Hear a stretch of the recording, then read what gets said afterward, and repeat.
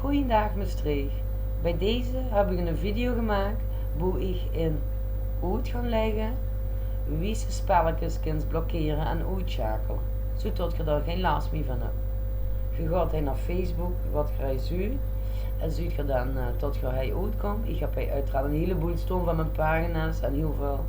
Maar in dat rijken, aan de linkerkant, daar zoek je dan wat je moet zien. Volg maar even het pijltje met. Dan weet je wat ik bedoel. Daar heb ik uiteraard op de verkeerde geklikt. Ik was zelf gelijk begonnen en ja, af en toe dan nog wel eens gefout. Dus dan klikt hij op dat hij uitkomt. En dan heb zij al die spelverzoeken. Nou, ik heb er een heleboel zin in. Ik heb er lang niet meer geloerd. Ik heb bijvoorbeeld deze week van horoscopen aangemaakt. Dan ga ik even gaan zo'n licht houden, daar heb ze hem staan.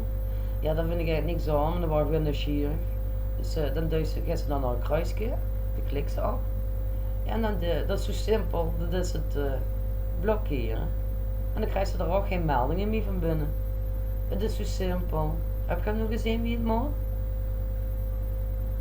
En datzelfde is bij spelletjes.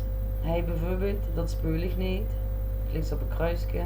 Wil ze wel nog van diegene dingen binnenkrijgen, dus dat blokkeert ze niet. Dit is alleen dat game.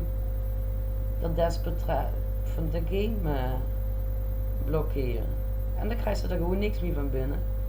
Kijk maar, het is zo simpel. En hij weer hetzelfde. Kruisje. Blokkeren.